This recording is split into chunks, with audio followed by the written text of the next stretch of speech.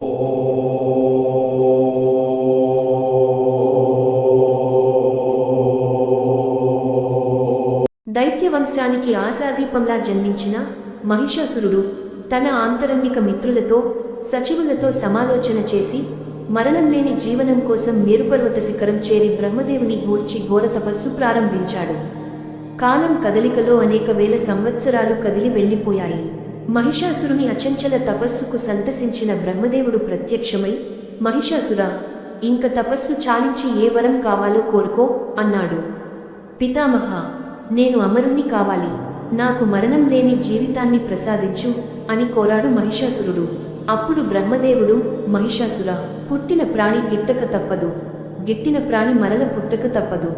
జనన మరణాలు సకల ప్రాణికోటికి సహజ ధర్మాలు. మహాసముద్రాలకు మహాపర్వతాలకు కూడా ఏదో ఒక సమయంలో వినాశం తప్పదు. ప్రకృతి విరుద్ధమైన నీ కోరిక తీర్చుట అసంభవం. కనుక నీ మరణానికి మృత్యువుకు ఒక మార్గం విడిచిపెట్టి మరే వరమైనా కోరుకో అన్నాడు. అప్పుడు మహిషాసురుడు, విధాత, అల్పమైన కోరికలకు ఈ మహిషాసురుడు ఆశపడడు. సరే, ఆడది నా దృష్టిలో అబల, ఆమె వల్ల నాకే ప్రమాదము రాదు, కనుక పురుషుడి చేతిలో నాకు మరణం రాకుండా వరం అనుగ్రహించు అని కోరాడు. బ్రహ్మదేవుడు ఆ వరాన్ని మహిషాసురునికి అనుగ్రహించి అంతర్ధానమయ్యాడు. బ్రహ్మదేవుని వరాల వలన వరగర్వితుడైన మహిషాసురుడు దేవతలతో ఘోరమైన యుద్ధము చేసి వారిని ఓడించి ఇంద్ర పదవి చేపట్టాడు.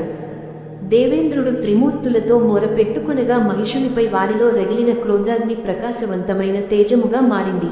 త్రిమూర్తుల తేజము కేంద్రీకృతమై ఒక స్త్రీ రూపమై జన్మించింది. శివుని తేజము ముఖముగా, విష్ణు తేజము బాహువులుగా, బ్రహ్మ తేజము పాదములుగా కలిగి మంగళమూర్తిగా అవతరించిన ఆమె 18 బాహువులను కలిగి ఉంది. ఆమెకు శివుడు శూలమును, విష్ణువు చక్రమును, ఇంద్రుడు వజ్రాయుధమును, వరుణ దేవుడు పాసము, బ్రహ్మదేవుడు అక్షమాల, కమండలము, హిమవంతుడు సింహమును వాహనంగాను ఇచ్చారు. ఇలా సర్వదేవతల ఆయుధములు సమకూర్చుకుని మహిషాసురుని సైన్యంతో తలపడి భీకరమైన పోరు సల్పింది. మహిషాసురుని తరఫున పోరు సల్పుతున్న ఉదద్రుడు, మహాహనుడు, అసిలోముడు, బాష్కలుడు, బిడాలుడు మొదలైన వారిని సంహరించిన తరువాత మహిషాసురునితో తలపడినది. ఈ యుద్ధంలో ఆ దేవి వాహనమైన సింహము శత్రువులను చీల్చి చెండాడింది. దేవితో తలపడిన అసురుడు మహిషరూపము, సింహరూపము, మానవరూపముతో భీకరముగా పోరి చివరకు తిరిగి మహిషరూపములో దేవి చేతిలో హతుడైనాడు. Subscribe to my channel.